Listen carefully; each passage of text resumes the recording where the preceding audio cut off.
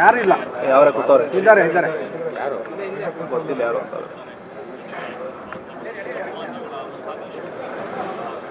ನೀನು ಯಾರು ಬ್ಯಾಗು ಹಾಕೊಂಡು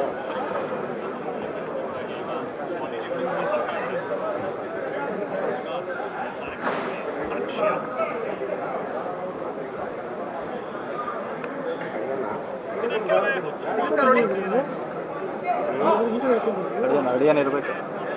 ಅಳಿಯನೆ ಅಳಿಯನೆ ಒಳಗಡೆ ಯಾರು ಇಲ್ಲ. ಯಾವ್ರೆ ಕೂತವ್ರೆ? ಇದ್ದಾರೆ ಇದ್ದಾರೆ. ಯಾರು ಗೊತ್ತಿಲ್ಲ ಯಾರು ಅಂತ.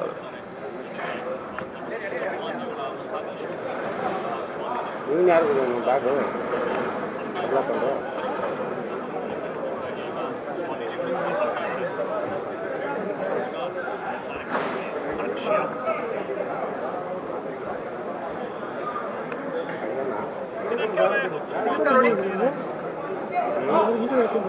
ಅಳಿಯನ ಇರ್ಬೇಕು.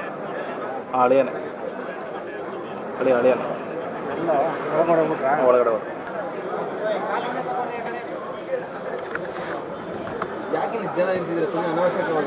ಅರವಿಂದ, ಒಂದು ವಾರದಿಂದಲೇ ಯಾವಾಗ ಬೆಳವಣಿಗೆ ಆರಂಭ ಆಯಿತು, ಎಲ್ಲ ಬೆಳವಣಿಗೆ ಆರಂಭ ಆದ ಸಂದರ್ಭದಲ್ಲೇ ಡಿ ಕೆ ಶಿವಕುಮಾರ್ ಅವರ ನಿವಾಸ ಏನಿತ್ತು ಪವರ್ಸೆಂಟ್ರಾಗಿ ಬದಲಾಗಿತ್ತು.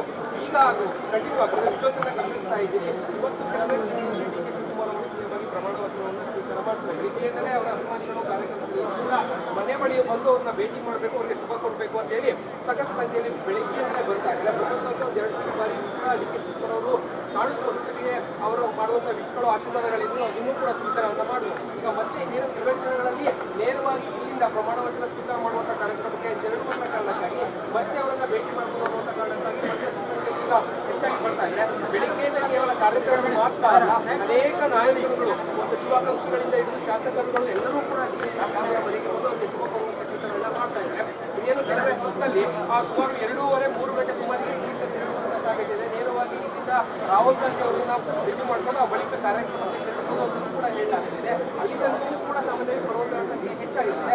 ಬಂದವರು ನಾವು ಡಿ ಕೆ ಶಿವಕುಮಾರ್ ಅವರನ್ನ ಭೇಟಿ ಮಾಡಿ ಅವರಿಗೆ ಒಂದು ಕೃತಜ್ಞತೆಯನ್ನು ಅಥವಾ ಅವರಿಗೆ ಒಂದು ವಿಷಯನ ಮಾಡಬೇಕು ಅನ್ನುವಂಥ ಕಾರಣಕ್ಕಾಗಿ ಬಹಳ ದೊಡ್ಡ